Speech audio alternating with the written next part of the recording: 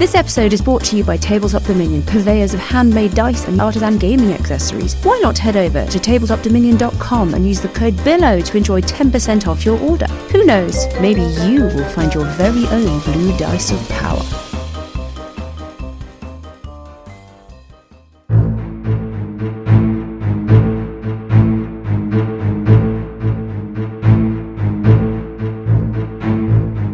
Hello and welcome to the Billowing Hilltop podcast. I am sitting in the command pod with Lucas. Hello, Lucas. Hello. How are you doing? How is your spidology coming along? We've had comments about your spider science, by the way, on social media. Really? Yeah, really. Like what?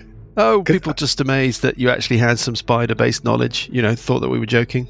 Yeah, that was only because I follow an astrophysicist who noticed this comment about the faked information. So I only knew about that because about astrophysics. But anyway, there's quite a lot of scandals going on at the moment about fake data. That just happened to be one of them. Talking of astrophysics, you're cross about something.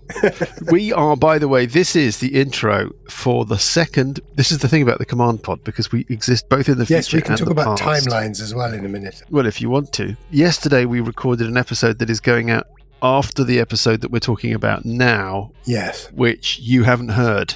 Oh. Because it's the second Uncle Buggy episode, and I had to keep the second Uncle Buggy episode from you for your own good. Time's obviously collapsed in a wormhole. Well, I had to prevent metagaming. I mean, yes. Or rather, I had to prevent even more metagaming than there usually is. Yes. That's where we are. So we're talking before something that's happened that you don't know about, that happened in the past, but actually last night everything came together. Was very squeakily tense little session, I thought.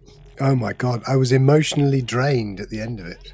Readers, this will probably surprise you because not many of our sessions are that exciting. Yeah. Maybe we're just misremembering it, but as combats in the Age of Worms go, it was about as down to the wire as it can possibly be. Yes. Anyway, that's coming to a podcast device near you, dear readers. Soon. Well, I'm trying to work that out, actually. In about 3 or 4 weeks, I think. From now. That's when that will come out. Yeah, I've got to edit it first. Now, yes, you were cross about planets. What's your problem with planets? Well, you have a problem, as I understand it, with my anus. Well, first of all, I mean, obviously, as we know at the beginning, it used to be called uterus. But my anus is funny. Obviously, of course, my anus is funny. In so many ways. Although, would it not be funnier if it was written that way, but actually pronounced muinus? In a sort of Carl Sagan kind of... well, possibly. That's another reference for the oldies, I think. Yeah, so you had to sort of... Joanna thought that my anus was funnier, and I agree with her. These things happen, that's why it's been changed. I suppose some people could call it Muinus, in the way that some people call it Uranus, and some people call it... Uranus. Yeah. Myonus is what you call it, in order to avoid giggling in the classroom. Yeah. But everybody knows that then in their head they hear my anus, so it doesn't matter. There was some planetary stuff last night. We can't really talk about because it's not happened yet. Yeah, but what we can talk about is, just a correction. I just noticed that in the first Uncle Buggy episode, you listed the planets. I got it wrong. And it's and you said sat-nav, theme tune, Muinus. Yes. It's the other way around. Stop doing that. Stop doing that. Sat-nav. My anus, and then theme tune, yes, and then the hero of Spang. That is the correct order. Well, whatever. It's it's D&D. Maybe I've moved them around. Yeah. Something I put on social media the other day. It occurs to me, having listened back to a couple of recent episodes, that there are these repeated themes, and I love to pretend that these are all ideas that have been woven into the story with some sort of forethought, but they're not. Clocks, mirrors, cosmology. There was something else, I've forgotten what it was. Imposters, people who are not... Yes, that's right. Yes, if it is the real Parker. People who are not who they appear to be. And those themes seem to come up a lot. Now, I don't know whether or not there was some editorial oversight when they were producing the Age of Worms Adventure Path. I don't know who edited the whole thing together, because it's all written by individuals, right, each section. But maybe James Jacobs, I think, might have been the editor. He's still at Paizo, is he? Yeah. I don't know. Anyway, so maybe there's a bit of that. Do you think he had that idea originally and sort of got everybody to write a story around those themes? When it was first released, it was set in Greyhawk, or a sort of version of Greyhawk that you could adjust, and we've moved it to our shambolic setting of Hearth. Whether or not there was a sort of overarching story that they must have got people to write to points in the story. That's yes, of course. I mean, I'm assuming you do that when you say, look, we're going to do this 12-book series, and everybody has to write to the following themes, so that there's, some kind of thread that does work through the whole thing. Otherwise, it would just be 12 disjunct stories. But then I've been dropping lots of clocks and mirrors in 7 Years Bad Luck into the story, in the bits that we've been bolting on to the main structure, because we left the book ages ago, Lucas. We haven't been playing the actual written Age of Worms adventure path since. Yes, you mentioned this in the intro a few weeks ago. Ilthane's Cave, I think, was the last time that we played any actual Age of Worms off the book. Since then, we've been off on some random whatever. We've had the whole Even Star thing. We had the whole casino bit, all of that, all of the stuff with Okkeral in the hotel room and the hinge head and the parasites, to whatever extent we've discovered what's going on with them. And all of the Uncle Buggy stuff, and that's all just, we've had to just lay out tracks in front of ourselves as we've been going. Yeah, but as you mentioned, we now have the ability to teleport basically everywhere. So, of course, it means that, the whole world in which we live is effectively collapsed into a very small space, right? Yeah, and that happens in a lot of D&D campaigns. The presumption that you can teleport is baked into some of the later books, I think. But, I mean, given the times in this campaign so far, they've been incredibly quick.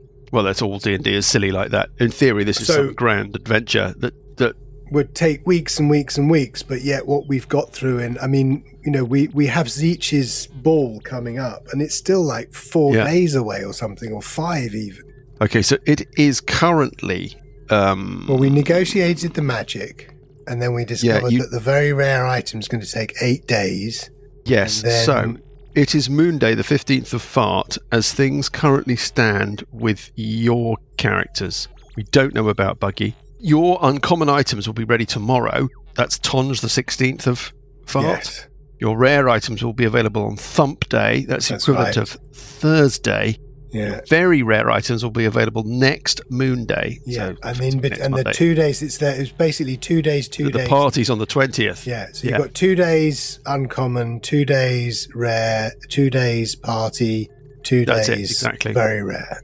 And back to our cosmology, the conjunction, the next conjunction, that was the thing. According the orrery to the orrery, is beginning to that's also on the 20th. The day of the day of Zeech's gala, yes. But your experience has been thus far, in the only other time that you actually experienced a conjunction whilst in possession of the orrery, was that actually it was on midnight.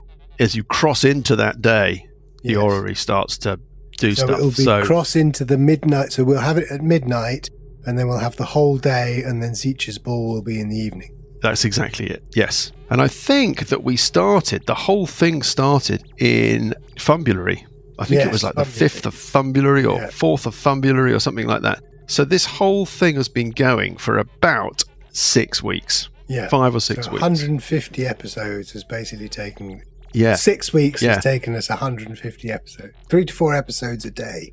Something like that. Yes. I mean, sometimes you get 2 or 3 episodes that cover the actual, hearth time of, less. I mean, 20 minutes sometimes. Even, that's right. Or even less. Combats, 3 episodes might cover the activity of a minute and a half, which is very odd. It's crazy. It's a very odd game. Oh, there we are. Social media, Lucas. Can we talk about it? We can. Because we've just got so many social media platforms. I'm going to run through with you where we are. Because we've just joined Blue Sky. Do you know what Blue Sky is? I have no clue. I suppose I should know, but... Blue Sky is a new Twitter, is another Twitter. Right. Okay. So we're now, dear readers, we're on Blue Sky at billowinghilltop.bsky.social, I think is the actual URL, but you just look for at Billowing Hilltop on Blue Sky. We're also on Threads. Are we on Mastodon? We are on Mastodon at Billowing Hilltop. I think a lot of people jumped to Mastodon thinking groups. It was... I mean, I'm on a Mastodon. I'm on Mastodon.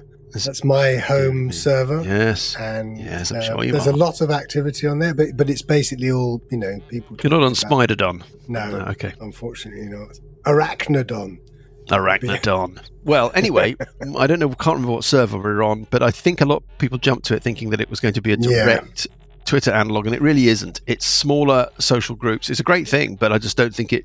Yeah, that's what I was saying. It's much smaller units. So, doesn't cover that. We're still on Twitter, which is where we have the most kind of engagement and the most people. It's, I have to say, whoever an did increasingly the market unpleasant research environment at Facebook about how they should call their new social media thing obviously didn't grow up in the UK in the 80s. No, I know. The first thing I thought was, oh God, oh my God, it's traffic wardens with machine guns. Yes. That's a bit of an odd reference. Dear I know readers, it is. Not in the United Kingdom. You may have no idea what we're talking about. Actually, I don't think just the UK. I know quite a lot of American people who were like, oh, well, I watched The Day After, and it was like, and then I went and watched Threads.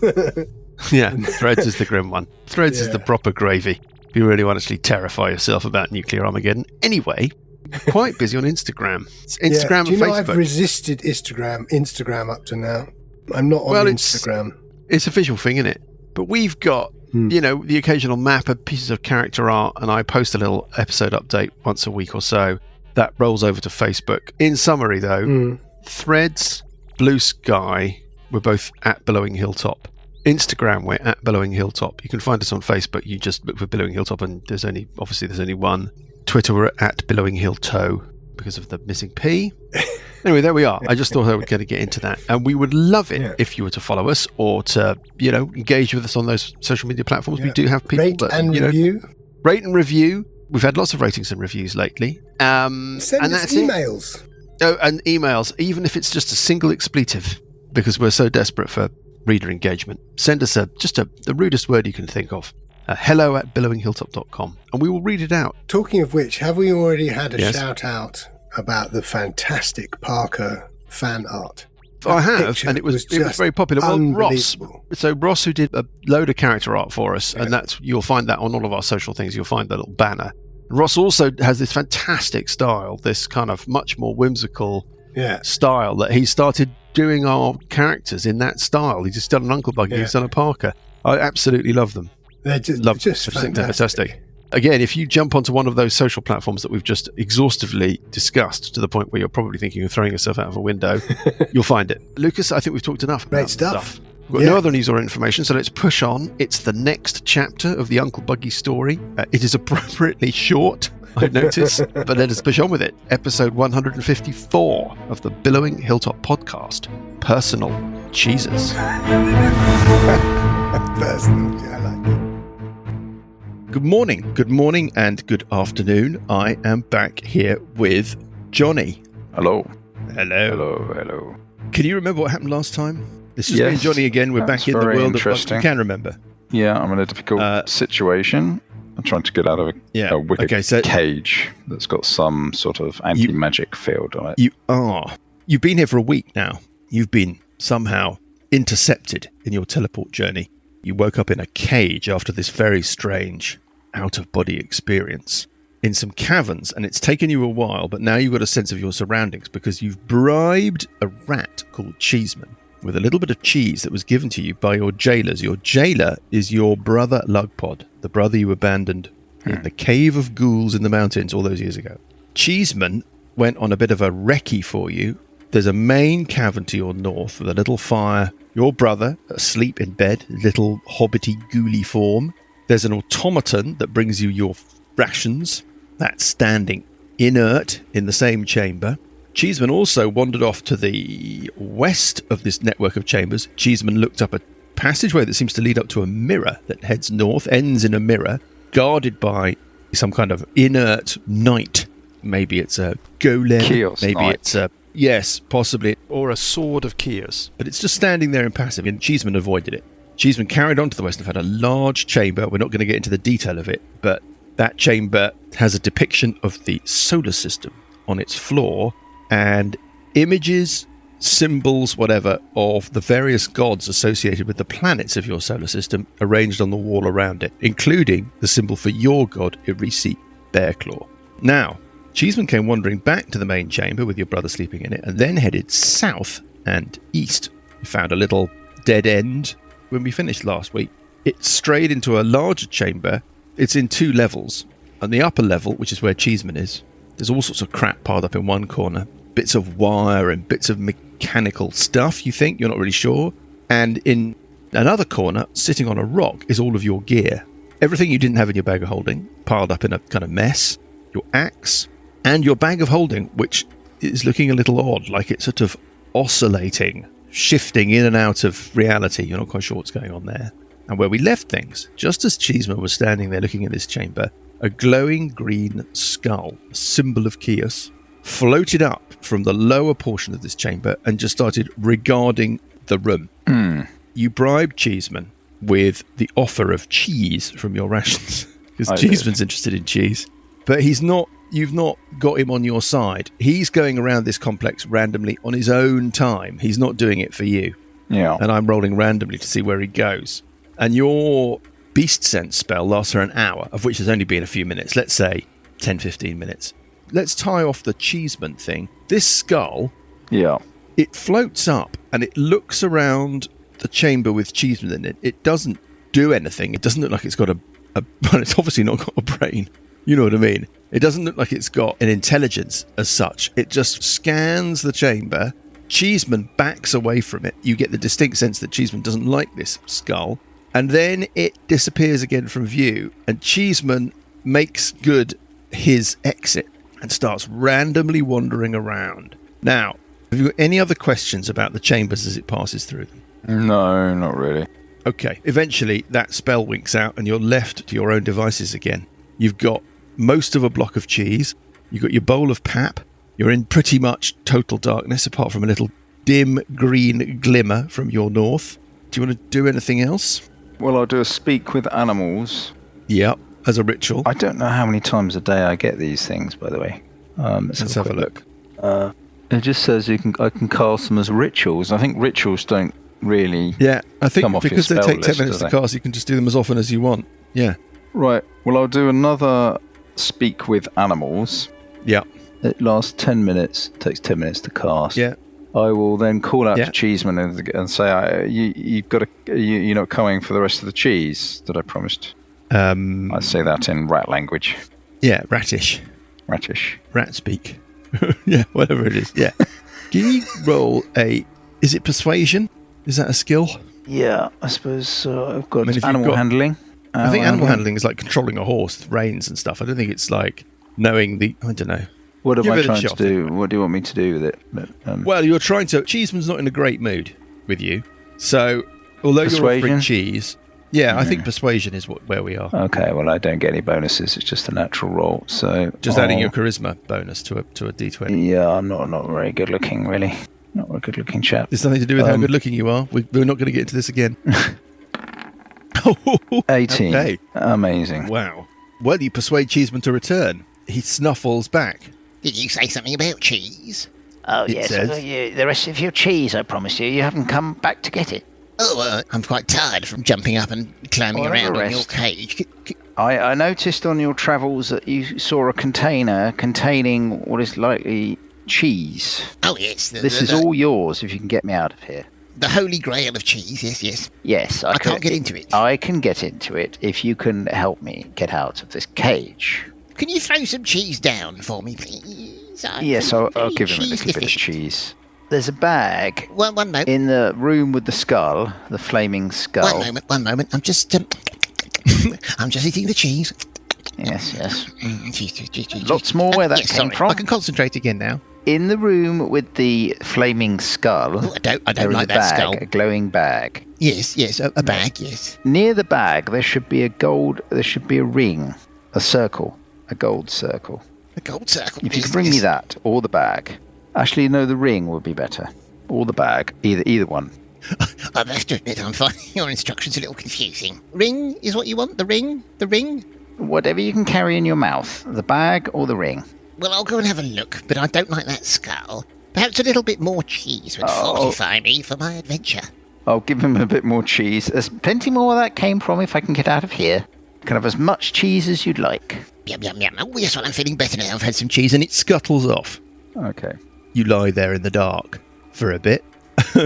I could be cruel here. Just comes back with a washer or something. But it doesn't. About, 5-10 minutes later, you hear it scrambling back into your cavern. Right, I've got this thing for you. What do we do with it? If you pass me the ring, then you can have some more cheese. I have to jump up. Hold on, give me a moment. I'll see if I can jump up again. It clambers up onto a barrel, up onto a little bit of escarpment and into a little spur of rock and makes a jump Oh, and fails. Falls. It falls. And you hear the sound of something metallic pinging across the floor. You hear, "What's going on down there? What's going on down there, brother? I can hear you up to stuff. Don't let me come down there. I hear you. I could be very, very cruel if I have to be."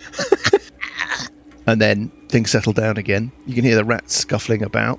Cheeseman, some more cheese for you. Yes, sorry. Don't Ow, forget. I think I've hurt one of my legs. Ouch. I'll try again. Yes, Terribly is there sorry any about that. cheese for me? Yes, there's more cheese, any and if you get me out of this I cage, there's lots more cheese. I think the feat of athletics that I'm about to attempt would be much helped with the prospect of cheese, at least. And it makes another attempt. Oh, that's better. Okay. Rolls a 13. That's enough. Did it remember the ring? 1 to 3. It did. No. He goes, Yeah, what can I do for you? Cheeseman, Yes. what were you supposed to bring me? Oh, sorry, you wanted the round thing. Yes. One second. it jumps back. Okay, I've got it now. Off we go. Oh. It just makes it. Scrabbles briefly on the walls of the cage. Almost loses its footing. But with a 6, that's in its... Yeah, just enough. What ring is this?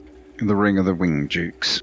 Aha! I like it. Hope it's going to work. Oh, well, we'll find out. Do you give him a little bit more cheese? I give him most of the cheese. I've still got a little bit left. I say, well done. Well done, Cheeseman. You had a matchbox-sized bit of cheese. I'm going to say now you've got a piece of cheese about the size of a school eraser rubber, yeah? Yeah. Kind of thumb-sized lump. Yum. What is it anyway, that golden thing? It's the thing that will help me get out of this cage. I'll get you that box if you continue to help me. Yes, well, what can I do, boss? The next thing... Can I call you boss? Yes, you may call me boss. What I'd like you to do is go into the room with the bag and get inside the bag and wait for me. Oh, I'll try. There's definitely cheese involved with this. Yes, at the very end of all this, there'll be lots of cheese. Very end, or maybe somewhere between now and the very end, perhaps? Cheese? Yes. I'll take it on trust. It scuttles off. You're left attuned to the ring of the wind dukes. Okay, that takes a short rest. I think that's right. Yeah, I think that's right. So it's an hour. You can sit there. You're conscious of time because all the time you've got this relentless ticking of this grandfather clock that's standing in Lugpod's chamber. You don't know what time it is, and I don't think you took time to look at that on the clock when Cheeseman was in that room. What do you want to do? I am going to activate the ring of the wind dukes to do the lightning bolt thing. Turn yourself into a lightning bolt. Yeah, and then go 60 foot north up the corridor. It doesn't say there is any thunder. It sounds like it's just lightning. In other words, it's quiet. Do we think that lightning is quiet? It says you transform into a bolt of lightning. It's going to be really obvious what you're doing, right? Because it's going to light everything up like a Christmas tree. 60 foot gets you about halfway up the passage between your cavern and the cavern with your brother in it. And it's going to be a very bright flash of light, irrespective of whether or not we're not going to get into it. Lightning makes a noise, which is something that we can just, I don't know, we can have a talk about later. Are you ready to do that? Yeah, I think so. Okay. And then I'm going to run as fast as my little legs will carry me to my bag of holding and all my gear. How fast can you run? I haven't got my boots on. Right. So what's your movement? My movement is 35, because it's some barbarian thing. So 7 squares, basically. You can make it into the chamber with your brother in a single action. That's what you're going to do. Certain? Yeah. It works. Thank Irisi. It works. And Greasy Bear Claw. The whole passageway lights up with this acid, sharp blue light. You appear in the passageway, you run into Lugpod's room, and what we're going to do is we're going to roll for initiative. I'm going to roll for Lugpod and whomever, and you can roll... Ooh, that's not so good. And Lugpod rolls a 4. What'd you get in total? So I rolled a 5 plus 2 is a 7. Bugraft, by 1. You go first. Great. What do you want to do? There's no way that Lugpod isn't aware. So, as you run into the chamber, his horrible ghouly eyes snap open under his nightcap, and his head whips round. He goes, "Ow!" What do you want to do? The automaton doesn't seem to be reacting, by the way. I think I will just do a move. Let me think. You're just pegging it. Let me just think. Wonder if I can do a spell that will slow things up a bit. Hang on. So far as you know, you've got no connection to Irisi. Hopefully our readers have remembered that. I was assuming it was the cage. I don't know, though, do I? Well, I'll tell you now, you can't feel a sudden reconnection to the power of your god as you escape in that the case, cage. I'm just doing a move southwards towards my bag of holding. Yeah. That's 70 feet. You can make it all the way down to the cave with your bag of holding in it. Really, sort of the entrance. Can I go slightly to the west of where you put me? So I'm just round the hook of rock. Yeah. So it doesn't have a direct line of sight. Yeah, you can see your stuff, Buggy. It's agonizingly close to you. 10, 15 feet up on a rock. Not like a massive rock. If you're about 3.5 foot tall, you could reach the top and grab stuff off it were you to manage to get there. Right. Next, it is Lugpod. You hear no from back up where Lugpod is, and then the sound of something that is in bed very quickly trying to get out of bed. Yeah. Okay, I'm going to call that difficult ground. And then the sound of little squishy hobbity feet approaching. I'm just going to see what its movement is. Okay. Not that quick, actually. It shouts, Mother! Mother! He's escaped! He's taken the dash action. There's no other sound. Can you give me a perception check? Oof. Natural 20. Oof. Plus 2. 22. There's something about his voice. It's different, irrespective of the emotion of despair, disappointment.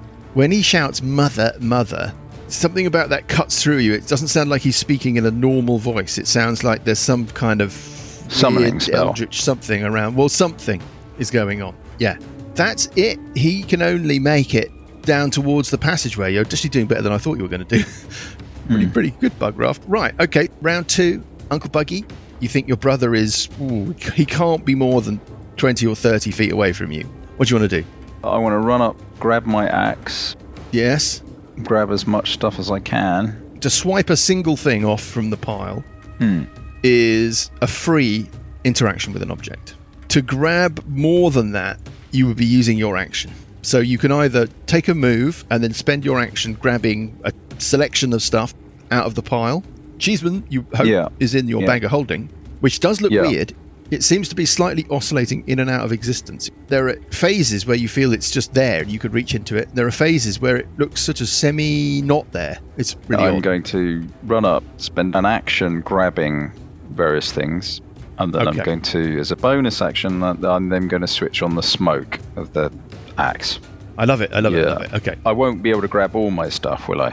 So I'll stay there. Tell me what you want to grab. So the first thing is I'm grabbing the axe. Yes. Putting my feet into the boots, I guess that's probably it, isn't it? I think if you're going to put something on, that really burns all of the time, yeah. So don the boots of speed, grab your axe as a free interaction with an object, and then a bonus action, you're milking this turn, you're triggering the smoke. I think it's 30-foot radius, let me just check.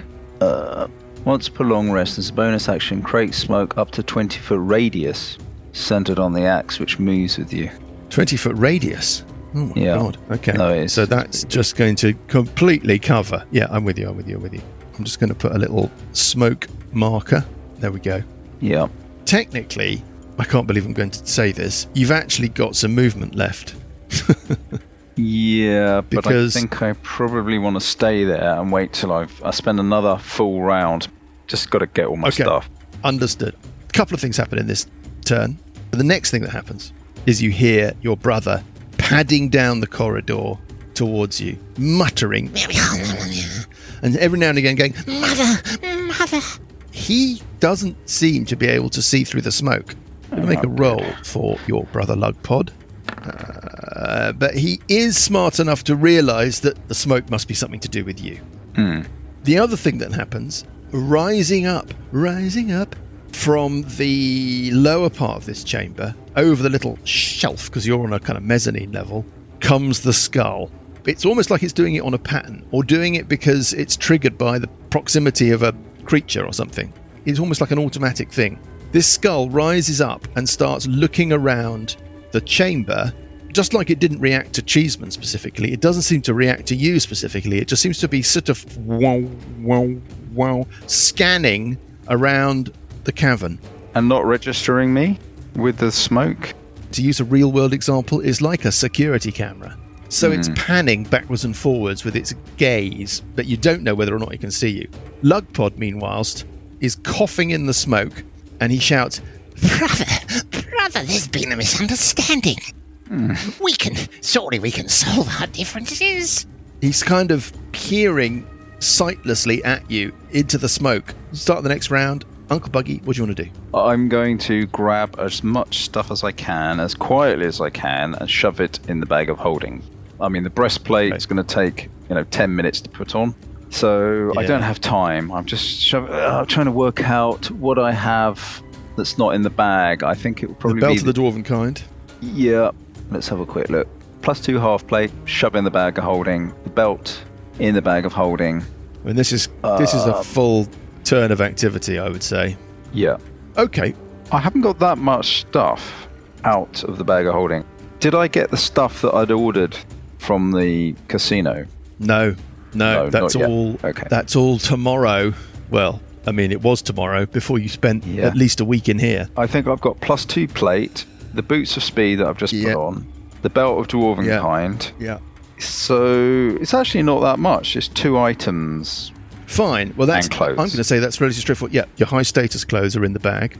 Yeah. Already. You're wearing a little sort of sackcloth nightshirt. Yeah. Do you want to spend some time grabbing your original clothes? My adventuring clothes. If I can do it in the same round. I think so. Right, I'm going to roll for the bag of holding, though. On a 1 or a 2, at the point where you try and load everything into it, it's phasing out. On a 3 to a 6, it's fine. Ready? It's fine. Great. Okay, so that's your action, to scoop stuff in. Do you want to take a move? Do you want to take a bonus action? I would like to take a move action, yes. Okay, where do you want to go? So I'm running past Lugpod. Okay. North. I can move 70 feet. I'm assuming he doesn't get an attack of opportunity because he can't see me. I don't think he would get an attack of opportunity. There's a definite chance. Can you give me a stealth? If you want to move quietly, you can only move at half speed. No, I'm not moving quietly. I mean, I'm not making noise. Well, he's going to... I'm trying Fine, I'm going to make a perception check for Lugpod. He doesn't necessarily know that the smoke is moving with you, but there's a chance that he hears you as you pad past him. And there's a chance that he hears you as you shovel stuff into the bag. So he might not know it's me, though, coming past him. All he knows is that I ran into that room, it went smoky, and then the smoke seems to be expanding towards him, and then something runs near him. So it could be That's me. That's right, something. But I think by a process of elimination, he's probably going to know that it's you, in the sense that there's absolutely nobody else here. Yeah. I'll roll. He may roll bad. What's his... let me just look at his perception. Oh, he's got good perception. Really good perception. Okay, he's going to hear you. But here we go. Unless I roll a 1, basically. I roll a 4. That's enough. Enough so that you know that he heard you scoop your stuff into the bag. You could see his little hobbity, ghoulish face peer at you, register your activity. And then you can definitely tell that he's following your movement as you scuttle past him. And he does get a chance to swipe at you as you do so. But because he's effectively got the blind condition, he's going to be swiping at you as you run past at disadvantage. I haven't got my armor on, but as a barbarian, if I'm not wearing armor, my armor class is 10 plus my dex mod plus my con mod. So I'm actually armor class 16, which is not bad. Armor class 16 is not bad at all, right? His attack, he whirls his hands around kind of in your general direction, and blades of sort of eldritch darkness swoosh out from his fingertips. He gets one single attack at disadvantage. First roll is an 11, hits armor class 18. So here we go. All important second roll. Oh, it's a 19. You take 17 points of slashing damage. You're not raging, are you? No. And you take 10 points of cold damage. So a total of 27 points of damage. God, that's nothing to sniff at. And then you scuttle past him, and you can get back into his bedroom. Yeah. The automaton has not moved or reacted. It doesn't look like it's got much of a life, really, outside, trudging backwards and forwards from the gruel pot to the cell and back. You can hear the sound, an ominous sound of kind of grating metal upon metal off to your west, off to where you think, having taken the Cheeseman tour, the Sword of Chios was standing guard or just standing watchfully at the end of that passageway that leads up to the mirror. Yeah, so it's moving towards me. Can you give me a perception check? Oh, it's a good number. Okay. 17. The clock, Buggy. This roll kind of encompasses quite a lot. You notice that the time on the clock has not moved since Cheeseman first entered this chamber. It's still showing 5 minutes to midnight. And it's ticking, still ticking. but the hands aren't moving. That's what you notice. Weird. Right. Okay. It's like Can I have a bonus action? Yeah. Start raging? You're going to start raging. Okay, yeah. Lugpod starts running after you. You can see him get to the edge of the smoke, and then he starts cautiously moving up. I'm going to give him a perception check. Remember, he's got a great perception. And he rolls a 1. Oh my Only God. number, really, that he wasn't going to be able to hear you or make a determination. So I'm going to roll randomly. He's basically stumbling into the smoke. 1, 2, he steps directly towards you. 3, 4, he's going to keep going past you. 5, 6, he heads off in the wrong direction. Rolling a 4. He moves right past you. He's standing next to you. Frantically scanning around, not able to pick up where you are. He moves past you, and I'm going to roll randomly again to see which direction. 1, 2, 3, 4, 5, 6. So left, straight on, or right. He goes right. He actually goes the wrong way. He starts heading up towards the corner of the chamber with just got like piles of bones and maybe some belongings in it. It looks like he's just completely, with his 1, got himself confused as to where you might be. That was a massively lucky break for you. He's not the smartest, but at a certain point he's going to realise that trying to chase after you is not a great idea. The other thing that happens, you hear the clang of footsteps as this giant thing. Is it a goat? Large size. It looks like it's got wormy qualities.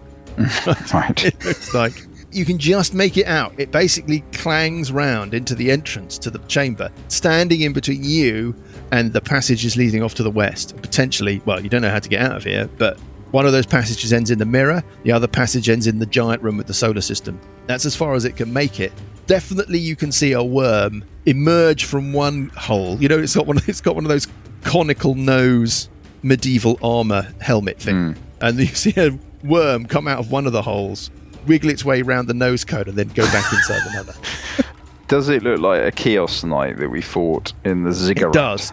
Well, there were 2 types. These are nasty. There were 2 types. I mean, I don't know quite. Some were called Chios Knights, and some were called Swords of Chios. The Chios Knights, you fought them pretty much individually, and they really were quite a prospect. The Swords of Chios were more like foot soldiers of Chios, like armoured, thumpy bastards of Chios. This looks more like an armoured, thumpy bastard of Chios.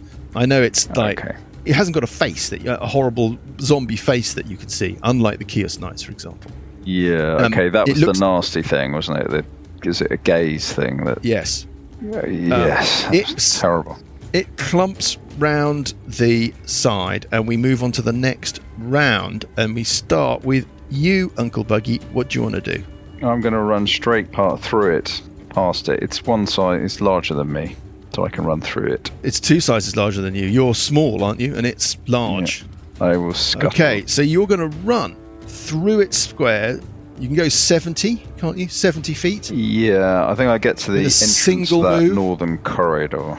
Yeah, 70 with the single move. I think I get past the knight and at the entrance of the northern corridor up to the mirror. It doesn't react to you, really. You don't know what's driving it, as it were. Not literally, but, you don't know what its motivation is. What's my motivation here? I just can't get into the scene. That's the problem, mate. But it doesn't seem to perceive the smoke, or you particularly. It's not like its head whips around as you run under its feet. That's what I'm really saying. Yeah. You scuttle past it, you get to the corridor. There's somebody in that corridor with the mirror in it that wasn't there the last time you were here. It's a woman. Is that Mother? It looks like, she's just appeared from nowhere. Mother. I mean, maybe she was hiding behind the mirror. You recognise her, Buggy. Do you remember when there was a hinge head in the ogre's hideout in Frosthanger? It screamed and there was a boar race going on outside in the street. Yeah. And Buggy, you ran out in order to interfere with the boar race. You cast, I think, Dispel Magic on a hypnotic patterns to help her. That's right. There were 4 passengers on that boar. One of them was a high-status woman who seemed to be having an extremely good time, sitting on the kick step at the back of the boar, and she noticed you. She acknowledged the fact that you'd helped them. Yeah. And Sessions had recognised her as well, because Sessions sat next to her at the casino in the Deluxury, chatted to her when you first arrived and went for lunch. Lots of jewellery, right? Lots of jewellery, yes. But it's her. She's standing in between you and the mirror. She can't see you. She's reacting to the smoke. I'm going to make a perception check for her to see if she can hear you. Not a great roll. Well, I'll speak. I'll talk to her. Oh, okay. Well, in that case, yeah, what do you want to say? Is there a way out there? I say, can you help me get out of here? It's Uncle Buggy. I'm a member of the Even Star champions. Can you get me out of here? Brightens. It's not this way. I've just been trapped in there. She points behind her at the mirror. Some kind of sorcery, some kind of... I don't know what it is. Where am I? What's happening? I can't see you. What's all the smoke? Is there a fire? Oh, shit. I don't know what to do. I was trying to get through the mirror. Can I make an insight check to see if she's telling the truth? Sure. Ooh. 18, is that? 18, that's a good number. Buggy, there's something not right. You're not quite sure what. Something doesn't quite ring true. Something about the way that she seemed to suddenly change her attitude. She changed her attitude when she heard your voice, but you're not sure that was totally convincing. And you're not sure that you quite buy what she just said about being trapped here and, whatever. What do you want to do? You've got the opportunity to either take another move or take an action. This is I'm taking another move. I'm running up straight into the mirror. Has it got a blue glow around it? No, but then the only person who seems to be able to spot the blue glow around portals and stuff is Burple. So that wouldn't necessarily signify. I mean, you might be able to just earn yourself like 7 years bad luck and some kind of nasty slashing damage. Run up to the mirror and jump into it. Okay. I've got enough movement. You have. Buggy, as you run up to the mirror, something very odd happens. Oh, shit. First of all, I'm going to make a perception check for this woman as you run past her. In the smoke, she rolls a 20. Oh, she clearly clocks you as you're running towards her. You can see her swing round and her slightly confused, slightly pleasant demeanour just disappears. She looks suddenly feral, like her teeth bare. Not a smile, a snarl. There's an element of canine sharpness to those teeth and a sudden kind of flash in her eyes. And then, very briefly, like the flickering of subliminal advertising, suddenly she's no longer this woman. She's this awful beast. Large, looming, part worm, part octopus, part insectile, like a weird kind of mashup of awfulness, wreathed in this dreadful stench. And then suddenly she is herself again. Could you give me a wisdom save, please, as you see this awfulness? You feel like you're going to have to somehow shake off the urge to sort of freak out when you see it. Is it a frightened thing? Does it have advantage against frightening? It is against fear, yes. So it's +2. First roll? 14. Let's see how you do with the second roll. Oh dear, that is insufficient. I use my Urt dice, can I? Urt is always with you, Uncle Buggy. Yes. So you can roll again and add a d8. Just one of them? Once. Just once. Yeah. So 14. Okay, so roll the d8. This is going to be very important. I know what you need. There we go. An 8. Okay. 22 is enough. You shake off the urge to just lose your mind as you see this thing, and you can keep running past it and jump into the mirror. As you throw yourself into the mirror... Oh, thank God for that. It's not glass. It's like throwing yourself into the surface of a lake or something. There's a sort of a roaring. Are you falling? Are you flying? It's a weird sensation during the transition. Like the reverse of that odd sensation you had before you awoke in the cage. If you remember then, you felt a weird sense of like deceleration. As if you'd been traveling at speed and then suddenly you had slowed down. Now it feels like you're suddenly sped up. And then you emerge from the mirror and you're moving at speed because you're running, and you just kind of burst into this corridor. It's got flagstones, it's got walls, it's not cavern anymore. It's bathed in this weird flickering green light. You can hear the buzz of arcing electricity coming from round the corner from you. Laboratory. You can hear squeals and screams, and off to your side there's a barred gate that looks into another room. There's a desk in front of you. You can hear squeals and screams from all around you. We'll find out where you've landed yourself, Uncle Buggy. Is it out of the frying pan into the fire? Is Cheeseman in your bag of holding? I hope so. We'll find out the answer. I'd like to make him a where pet. we pick things up next time. Nice. He's a good companion, Cheeseman. He's a loyal, cheese-obsessed creature.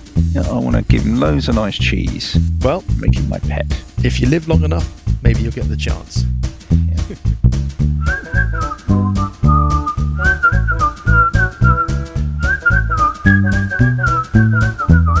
The Billowing Hilltop podcast is a Billowing Hilltop production. Dungeons & Dragons is a trademark of Wizards of the Coast. The Prince of Red Hand and Age of Worms are copyright Paizo.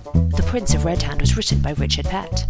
Music is from Kevin MacLeod and Incompetech.com and is used with thanks under the Creative Commons license. Additional music and sound effects come from the wonderful Sirenscape. All other original material is copyright Billowing Hilltop. Role-playing games are all about getting people together, and we use Roll20 as our tabletop, the perfect place to host your game, and Discord to host our chat. Thanks for listening!